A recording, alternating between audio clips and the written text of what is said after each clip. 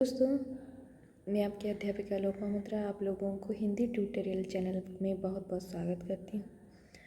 और ये 11वीं कक्षा की किताब साहित्य सुधा भाग 1 है और इसके अंतर्गत कबीरदास के दोहे का पार्ट 3 आज हम शुरू करने वाले हैं। तो हमारा यहाँ पर 9 नंबर दोहा तक शायद ख़त्म हो चुका था और हम लोग 10वीं दोहा से शुरू करेंगे। ठीक है, तो यहाँ पर दिया गया है, जल में कुंभ कुंभ में जल है, बाहर भीतर पानी, फूटा कुंभ जल जल ही समाना, यह तत्व कहता ज्ञानी। तो कबीरदास के इस दोहे में जल शब्द का अर्थ है ब्रह्म। ठीक है, जल शब्द का अर्थ यहाँ पर ब्रह्म है। जल में कुंभ कुंभ में जल, तो जल के अंदर जब कुंभ होता है तो उसके अंदर भी जल है। यहाँ पर कबीरदास जी का कहना है कि जल के अंदर एक कुंभ है, मतलब एक घड़ा है, उसके अंदर भी थोड़े से जल हैं और उस कुंभ के बाहर भी पानी होता है और उसके अंदर भी पानी होता है। मतलब जल माने ब्रह्म, मतलब कुंभ के अंदर वाले जो जल है उसका अर्थ है ब्रह्म माने जीवात्मा, और उसके बाहर जो जल होता है उसे परम ब्रह्म कहा जाता है। ठीक है, परम ब्रह्म बाहर हमारा परमात्मा है माने परम ब्रह्म है, और कुंभ के अंदर क्या है? आत्मा। कुंभ यहाँ पर शरीर को कहा गया है। कुंभ का अर्थ यहाँ पर शरीर है। शरीर के अंदर जो पानी है, मतलब कुंभ के अंदर जो पानी है, शरीर के अंदर भी आत्मा है और शरीर के बाहर क्या है? परमात्मा है। मतलब हमारे बाहर भी आत्मा है, अंदर भी आत्मा है। फूटा कुंभ जल जल ही समाना, यह तत्व कहता ज्ञानी।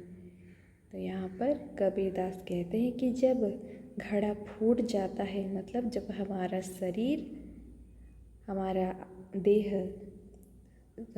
नष्ट हो जाता है, तब हमारे शरीर के अंदर से जो आत्मा है, जो ब्रह्म है, वो निकल जाता है। किसके साथ समा जाता है?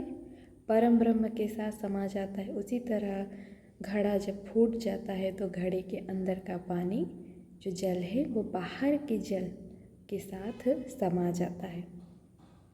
तो ये जो तत्व है, ये कबीरदास कहते हैं कि ये जो तत्व है, मैं अज्ञानी हूँ और मैंने ये तत्व खुद के अनुभव से ही बताया है। इनका कहने का मतलब यह है कि जल माने जीवात्मा, कुंभ के अंदर जो जल है वो जीवात्मा है। कुंभ जब बड़े सागर में या छोटी सी पानी की धार में कुंभ बहता रहता है, उसी तरह हमारा शरीर ये जीवन चक्र में आगे बढ़ता रहता है। तो वो बाहर का जो पानी है, कुंभ के बाहर जो पानी है वो परम ब्रह्म है, कुंभ के अंदर का जो पानी है वो ब्रह्म है। जब ये दोनों एक दूसरे से मिल जाते हैं तो हमारा आत्मा मुक्ति हो जाती है, परम ब्रह्म के साथ लीन हो जाती है। लेकिन आत्मा तो आत्मा ही है। ठीक,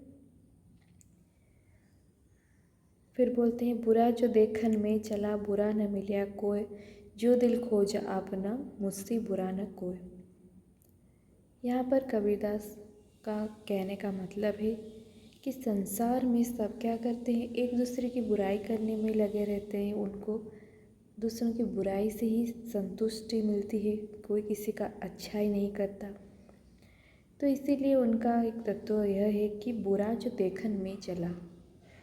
वो बोलते हैं कि संसार में आदमी को जब बुरा देखना होता है तो बुरा न मिले कोई, तो कहीं पर भी बुराई नहीं मिलती।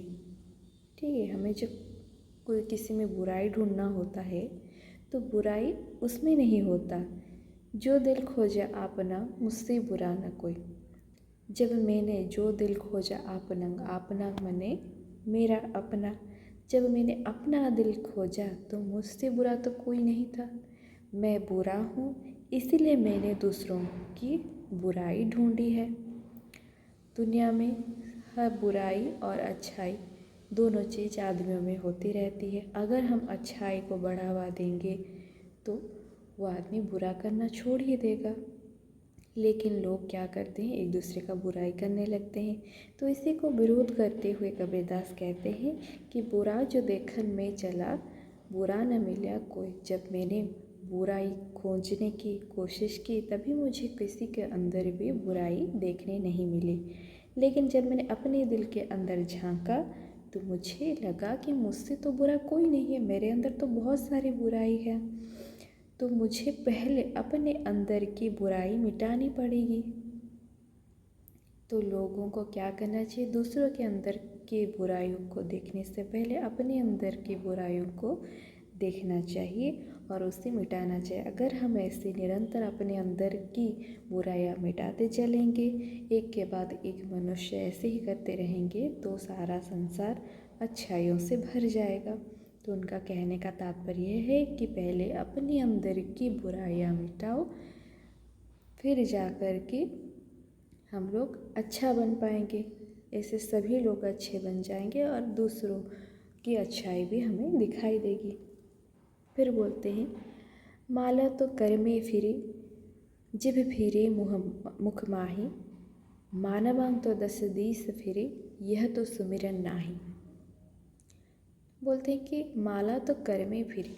माला यानी जो जाप माला होता है वो हमारे कर माने हाथ, ठीक है। यहाँ पर इस कर का अर्थ है हाथ। माला हम कर में फिरते हैं, ठीक है। फिरते हैं माने कर में धारण करके माला जप करते हैं।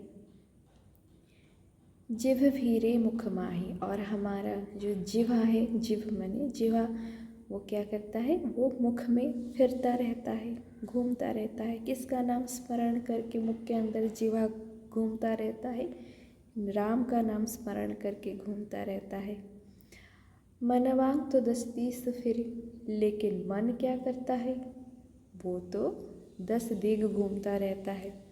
दिशा तो वैसे 4 ही होता है, लेकिन मन का दिशा कोई नहीं माप सकता। वो तो कई प्रकार के होते हैं, कहाँ कहाँ होते हैं वो कोई नहीं बता सकता उसे। बोलते हैं मनवा तो 10 दिस फिरे, ठीक है। मन क्या करता है, 10 दिस, 10 दिस माने 10 दिग, दिस माने दिग, 10 दिग फिरता रहता है। ये तो सुमिरन ना है, ये तो स्मरण ही नहीं करता। कभी कभी हम लोग क्या करते हैं, हाथ में कलम होता है, किताब रटते रहते हैं, लेकिन हमारा ध्यान फ्रिज में रही चॉकलेट पर होती है। ऐसा होता है ना, ऐसा कभी बहुत बार होता है कि माँ खाना बना रही हो और अच्छी अच्छी खुशबू आ रही हो और उसी से ही हमारा मन वहाँ पर लगा रहता है कि नहीं, मैं कब उठ के जाऊँ और कब वो स्वादिष्ट पकवान खाऊँ, ठीक है। लेकिन डर से हम बैठे रहते हैं, मम्मी डांटेगी, तो किताब खोल के किताब को ऐसे गुनगुनाते रहते हैं, लेकिन मन में पकवान ही रहता है, ठीक है। उसी तरह यहाँ पर कबीरदास का कहना है कि हम जब भगवान का नाम स्मरण करें तो पूरे ध्यान से करना चाहिए, नहीं तो भगवान का स्मरण ही ना करें। लेकिन ढोंग करना नहीं चाहिए। लोग क्या करते हैं, जब माला फिरते रहते हैं और हरि नाम को स्मरण करते ही नहीं है, ठीक है। ऐसे उनका कबीरदास का कहना है कि ऐसे ढोंग हमें करना ही नहीं चाहिए और भगवान का दिल से स्मरण करना चाहिए, पूरे ध्यान का साथ उनका स्मरण करना चाहिए। फिर बोलते हैं, जब मैं था तब हरि नहीं, जब हरि है मैं नहीं, प्रेम गली अति संकरी, तामे दो न समाही। इसका अर्थ है कि जब मैं था, मैं का मतलब यहाँ पर अहंकार है। मैं मने अहंकार, इसे हमें ध्यान रखना चाहिए। इस पद में मैं का अर्थ है अहंकार। अहम, अहम मने यहाँ पर होता है अहंकार। संस्कृत में अहम का अर्थ होता है मैं और अहं का अर्थ होता है हमारा अंदर का अहंकार। तो मैं था तब हरि नहीं, जब हमारे मन में अहंकार बसा रहेगा तब तक हमारे मन में हरि का प्रवेश नहीं हो सकता। मतलब भगवान का स्मरण हम ध्यान से नहीं कर सकते। हमारे मन को हम जब अहंकार से विरत रखेंगे तब जा कर के भगवान का स्मरण ध्यान हमारे मन में आएगा। अब हरि है पर मैं नहीं, ठीक है। बोलते हैं कि अब हरि है लेकिन मैं नहीं। बोलेंगे अब मेरे पास हरि है लेकिन अहंकार नहीं है। प्रेम गली अति संकरिता में दो न समाही। जब मेरे पास हरि होते हैं, जब हरि का नाम स्मरण करता हूँ, उन्हें ध्यान करती हूँ, तब मेरे पास अहंकार नहीं होता। क्योंकि प्रेम की जो गली है, मन में प्रेम लाने पर ही, प्रेम श्रद्धा भाव लाने पर ही हम भगवान का स्मरण कर सकते हैं ना। तो इसीलिए कबीरदास कहते हैं कि प्रेम की गली जो है वह अति संकरी है। संकरी मतलब बहुत ही सूक्ष्म होता है, क्षुद्र। प्रेम की गली जो होता है क्षुद्र होता है। उसमें ता में दो न समाही। दो शब्द का अर्थ है दोनों, ठीक है। उस गली के अंदर दोनों चीज़ नहीं रह सकते। या तो आपको मन के अंदर राम को रखना होगा या तो अहंकार भाव को, ठीक है। राम माने प्रेम, प्रेम माने भक्ति। हमारी मन शांत होगा, भक्ति भाव उसमें रहेंगे, भगवान का स्मरण उसमें रहेगा। लेकिन हमारे मन में अहंकार भरा रहेगा तो उसमें अशांति ही भरा रहेगा। फिर बोलते हैं पोथी पढ़ी पढ़ी जग मुआ, पंडित भया न कोई, ढाई अक्षर प्रेम का पढ़ी सो पंडित होई। यहाँ पर इस दोहे का अर्थ है पोथी पढ़ी पढ़ी जग मुआ। मुआ शब्द का अर्थ है यहाँ पर मूढ़। मूढ़ माने अज्ञान। पोथी पढ़ी पढ़ी जग मुआ, यहाँ पर पोथी पढ़ पढ़ के रट रट के भी जग यहाँ पर मूर्ख है। क्योंकि सारी चीज़ पोथी में लिखा नहीं होता। कुछ ऐसे मानविकता होता है जो हमें अपने अंदर रखते हैं, जो हमें अपने अंदर रखना चाहिए, जो हम अपने अंदर रखते हैं, ठीक है, जो पोथी में लिखा नहीं होता। पंडित भया न कोई। फिर बोलते हैं कि पंडित भया न कोई। जितना भी पोथी पढ़ पढ़ के जग पागल हो जाए, मूढ़ हो जाए, ठीक है, पंडित कोई ना बन सका। क्यों? क्योंकि उस ढाई अक्षर प्रेम का पढ़ी सो पंडित होई। क्योंकि जितना भी आप पोथी रट लो, ठीक है, महाज्ञानी बन जाओ, लेकिन आपके अंदर श्रद्धा और प्रेम भाव नहीं होगी तो उस पढ़ने का मूल्य भी नहीं है। हमें पोथी हो या किताब हमें क्या सिखाता है? शांत स्वभाव का होना, अच्छे शिष्टाचार का, अच्छे व्यक्ति होना हमें सिखाता है किताब। लेकिन हम क्या करते हैं, अगर पढ़ने के साथ साथ हमारी घमंड बढ़ती जाएगी कम कि हमने बहुत पढ़ा है, बहुत लिखा है, तो हमें हमारे पढ़ने का कोई मूल्य ही नहीं है। हमारे अंदर अगर दो ही अक्षर, ढाई अक्षर यहाँ पर होगा, प्रेम शब्द जैसे ढाई अक्षर हमारे मन के अंदर रही होगी, तो हमें और कुछ नहीं चाहिए। हम तो पंडित से भी महान पंडित है वो जो व्यक्ति के अंदर प्रेम शब्द जैसे ढाई अक्षर प्रेम शब्द होगी, ढाई अक्षर ही होगी, तो वो क्या हो जाएगा?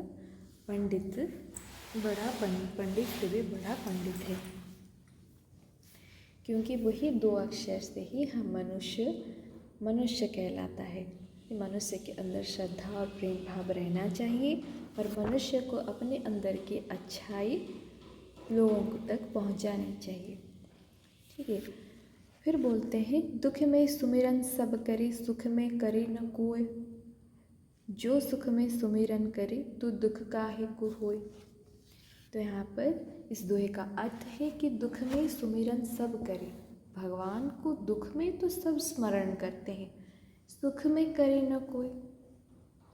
जब हम पर एग्ज़ाम आ जाती है या एग्ज़ाम के रिज़ल्ट निकलने वाली होती है, तब हम लोग क्या करते हैं? भगवान को ज़ोरों शोरों से आराधना करना शुरू कर देते हैं, पूजा पाठ करने लगते हैं उनका तिलक लगा के घूमते हैं, भोग खाना शुरू कर देते हैं, ठीक है, प्रसाद लेना शुरू कर देते हैं।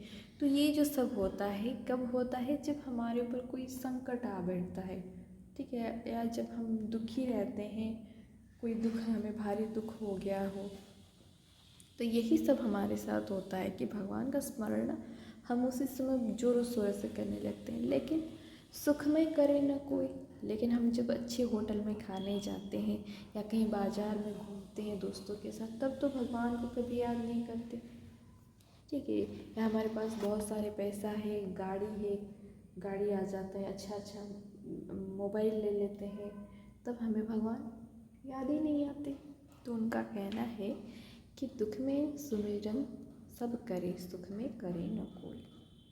जो दुख में सुमिरन करे, जो सुख में सुमिरन करे, दुख काहे कोई।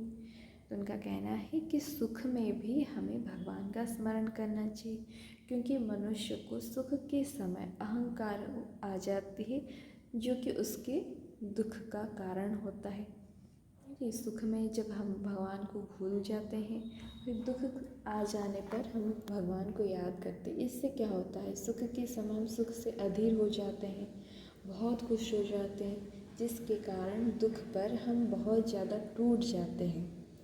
लेकिन हम दुख और सुख दोनों समय में भगवान का स्मरण करते रहेंगे, तो दुख के समय में भी हमें धैर्य मिलेगी। भगवान को प्रार्थना करने पर हमारे मन में शांति मिलेगी, हमारी अंदर की जो ताकत है, आंतरिक शक्ति, वो बढ़ती रहेगी। चाहे हमें कितनी भी कठिन परिस्थितियाँ हमारे पास नहीं हो, फिर भी हम डट के उसके सामना करेंगे, ठीक है। तो हमें सुख में भी भगवान का स्मरण करना चाहिए। तो दुख काहे को हो? दुख तो बिल्कुल भी नहीं आएगा। दुख सुख दोनों निरंतर इस मनुष्य के जीवन में आते रहेंगे, लेकिन ये जो दुख और सुख है ना, मनुष्य के मनोविकार है। मनुष्य खुद को दुखी करता है, खुद को सुखी करता है। अगर हम भगवान का निरंतर जाप करेंगे, मन को शांत रखेंगे, तो हमारे परिस्थिति जितनी भी जटिल क्यों ना हो, हम उस समय धैर्य के साथ उसका सामना कर पाएंगे, उस दुख से भी उभर कर आगे जा पाएंगे, ठीक है। तो यहाँ पर आपकी कबीरदास का दोहा पूरा का पूरा ख़त्म हो चुका है। और इसमें अगर कोई भी परेशानी आप लोगों को होगी, आप मुझे कमेंट में ज़रूर बता सकते हैं, मैं आपको उसकी जवाब देने की पूरी कोशिश करूँगी। और यहाँ पर जो हमने दोहा पढ़ा था उसका अर्थ भी दिया गया है, ठीक है। इसे आप अच्छे से ध्यान रख लेना, पढ़ लेना, तो और भी अच्छा रहेगा। ये आपको सहायता करेगी ज़रूर, ठीक है। कबीर की काव्यागत विशेषताएं, इससे भी आप लोगों का क्वेश्चन आता है एग्ज़ाम में। काव्यागत विशेषताएं कभी कभी आप लोगों को, ये आपके कोर्स में है तो ज़रूर क्वेश्चन इसमें से ज़रूर आएगा, ठीक है।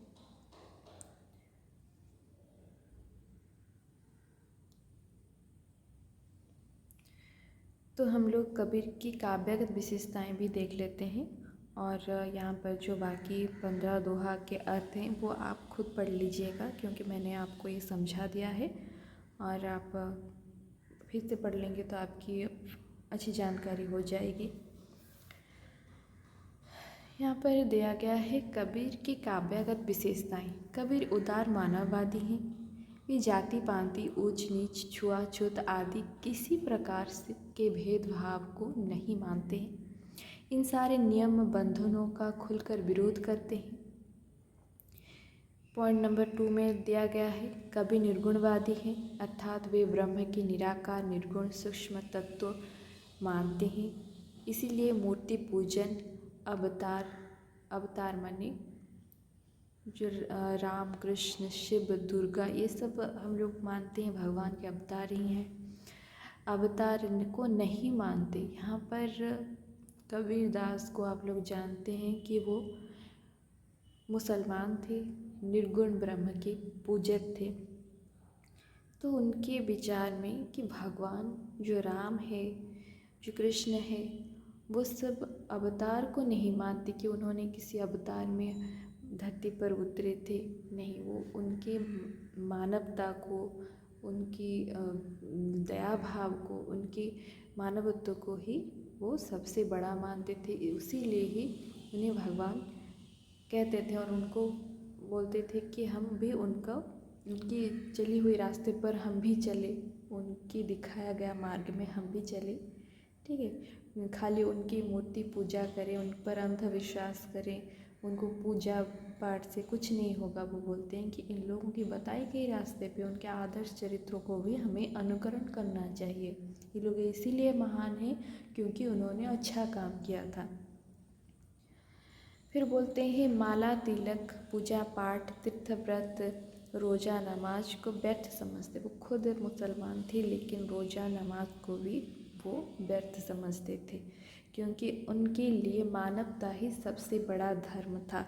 भगवान हो या पूजा पाठ हो या कोई धर्म ग्रंथ हो, उनके लिए ये सब पढ़ना ही सब कुछ नहीं था। उसे पढ़कर अपने कार्य में उसे परिचालित करना ही सबसे बड़ा धर्म था। मानवता ही उनके लिए सबसे बड़ा धर्म था। फिर बोलते हैं कि श्रद्धा और भक्ति से ही ऐसे बाहरी कर्मकांड की खिल्ली उड़ाते थे। ठीक है, जिसमें श्रद्धा और भक्ति नहीं होती ऐसे बाहरी कर्मकांड की खिल्ली उड़ाते हैं। जैसे आपको पता है कि हिंदू धर्म में बलि प्रथा एक बहुत ही कुत्सित प्रथा है। ठीक है, कोई भी भगवान, उनके मानना है कि कोई भी भगवान कभी एक निर्जीव के बलि से संतुष्ट नहीं होता। ठीक है, और इसमें कोई श्रद्धा या भक्ति भाव भी इस पूजन में नहीं होती है। तो ऐसे कर्मकांड को वो मजाक उड़ाते हैं। अपने दोहे में भी इसके ऊपर उन्होंने बहुत से प्रश्न किए हैं, लोगों को समझाए हैं। इनको ढोंग समझते हैं। हिंदू में मुसलमान हो कबीर धर्म के बाहरी आचरण की दिखावा मानते हैं और उसकी आलोचना करते हैं, सच्चे प्रेम को महत्व देते हैं। ठीक है, तो यहाँ पर ये सब जो कर्मकांड है ये उन सबको ढोंग मानते हैं। और हिंदू हो या मुसलमान, ठीक है, हिंदू हो या मुसलमान हो, कबीर धर्मों के बाहरी आचरण को दिखावा मानते हैं। हमारा पहनाव हमारे धर्म के अनुसार ही होता है, हमारा चाल चलन। वो बोलते ये सब जो होता है बाहरी कर्मकांड सभी ढोंग है, इससे हमारे जीवन पर कुछ भी असर नहीं होता। सिर्फ और सिर्फ एक चीज़ मानवता ही है जो मनुष्य के अंदर होना चाहिए, जो मनुष्य को श्रेष्ठ बनाता है। उसी से ही हम सच्चे भक्त हो सकते हैं, ना ही ये सब दिखावा करने से, माला फिरने से, तिलक लगाने से या दिन रात भगवान की पूजा करने से। इससे हम अच्छा नहीं हो सकते। मानवता का धर्म मतलब एक दूसरे को सहायता करना, प्रेम श्रद्धा भाव रखना, यही सबसे बड़ा धर्म है। यहाँ पर उन्होंने सिर्फ और सिर्फ सच्चे प्रेम को ही महत्व दिया है। वे हृदय के प्रेम भाव को, भक्ति को सर्वाधिक महत्व देते हैं। वे अद्वैतवादी हैं। अद्वैतवादी मतलब उनके विचार में भगवान अद्वितीय है, मतलब भगवान कोई दूसरा कुछ नहीं है। भगवान जितने सारे भगवान हैं, हम तो 33 करोड़ देवताओं को हम भगवान मानते हैं। तो उसी तरह बहुत और भी नए नए देवता को फिर लोगों ने बनवा दिया है, लेकिन ये सब लोगों की आस्था के लिए बना हुआ है। लेकिन सबके मूल तो एक ही है। उनके विचार में परम ब्रह्म तो एक ही होता है और दूसरा न कोई। ठीक है, इस वे अद्वैतवादी थे। ठीक है, उनके विचार में भगवान सिर्फ और सिर्फ एक ही है, तो उसके अलावा वो किसी और को ध्यान नहीं करते थे। ब्रह्मा को सत्य और संसार को अनित्य, नाशशील, मायामय, मिथ्या बताते थे। ठीक है, सत्संग और सदाचार पर बल देते हैं। आत्मा और परमात्मा के मिलन की बात करते हैं। वे विवादी शास्त्र ज्ञान को भी अनावश्यक मानते हैं। अपने अनुभव, प्रत्यक्ष ज्ञान, आँखों देखी बातों पर जोर देते हैं। ठीक है, वे विवादी शास्त्र ज्ञान, ठीक है, शास्त्र में बहुत ऐसी चीज़ें हैं लोग उस पर वाद विवाद करते हैं, लेकिन ये सब उन पर भरोसा नहीं करते, उन पर ध्यान ही नहीं देते, सिर्फ़ और सिर्फ आँखों देखी बातों पर विश्वास करते हैं। जैसे कोई गरीब हो, हमें उसकी सहायता करना चाहिए, कोई दुखी हो, हमें उसे अच्छे से बातें करना चाहिए। ये सब मानवता को वो ज़्यादा ध्यान देते थे। इसलिए उनकी कविता काफ़ी भावात्मक, मार्मिक और सांसारिक अनुभव पर आधारित है। वे उपदेश देने के लिए जीवन की अनुभूतियाँ और वस्तुओं को चुनते हैं। ठीक है, जीवन की अनुभूतियों को वो चुनते थे। उनकी उपमा तुलना दैनंदिन जीवन की घटनाओं पर आधारित है। इसीलिए उनके दोहे को साखी आँखों देखी, साखी मतलब आँखों देखी, ऐसे बोलते हैं कि तू साक्षी रहा, मतलब भगवान साक्षी है, मैं साक्षी मांगता हूँ, मतलब भगवान को साक्षी मतलब आँखों देखी कहा जाता है। तो उनके जो दोहे हैं उनका नाम साखी है, मतलब उन्होंने आँखों में जो देखा है, आँखों देखी बातों पर ही भरोसा करते हैं। उनके गेय पद भी हैं जिनको उनके शिष्यों ने लिख लिया है। ठीक है, और भी बहुत सारे पद हैं जो उसी तरह के जिस तरह के पद कबीरदास लिखते हैं, उनके और शिष्यों ने वो भी लिखा हुआ है। कबीर की भाषा साधारण जन की बोलचाल की भाषा है। अनेक स्थानों में घूमते रहने के कारण उनमें विभिन्न काव्यात्मक अलंकार योजना नहीं है, फिर भी उनकी काव्य उच्च कोटि के भावों विचारों से भरा है। ठीक है, तो वहाँ पर घूमते रहते हैं चारों तरफ अपने ज्ञान हासिल करने के लिए, लोगों की परिस्थितियाँ देखने के लिए वो बहुत घूमते हैं, जिस कारण उनकी बोली स्पष्ट नहीं है। कोई निर्दिष्ट भाषा में उन्होंने कोई काव्य नहीं लिखा, बहुत सी भाषाओं में लिखा है ये, पर उनका कथन जो है सरल है, समझ आ जाता है। और काव्यात्मक अलंकार योजना, कोई भी किसमें भी अलंकार नहीं है। ठीक है, पद पर पद, जैसे छंद, ये सब कुछ नहीं है उनमें दो, और वो जो लिखते हैं वो समझ में आ जाता है। फिर भी उनका काव्य उच्च कोटि के माने जाते हैं, क्योंकि उसका अर्थ जो है भावार्थ उच्च कोटि का है, इसीलिए उनके काव्य भी उच्च कोटि के माने जाते हैं, लाखों गलती होने के बाद भी। लोग कबीर के दोहे को गायक जीवन के प्रेरणा, मार्गदर्शन और सुख प्राप्त करते। ठीक है, लोग कबीर के दोहे को गाकर क्या करते हैं, जीवन में प्रेरणा और मार्गदर्शन और सुख प्राप्त करते हैं। यही दोहा है जिन्हें पढ़ करके आपको जीवन के सच्चे ज्ञान मिलेंगे। ठीक है, आगे सूरदास की कविताएं पढ़ेंगे। ठीक है, सूरदास के दोहे भी हम पढ़ेंगे, लेकिन आप लोगों को जो पढ़ने को इच्छा है आप लोग कमेंट करके बता सकते हैं। मैं पहले वो पढ़ाने की कोशिश करूँगी, आगे ग्रामर भी पढ़ेंगे। ठीक है, धन्यवाद, मिलेंगे अगले क्लास में फिर।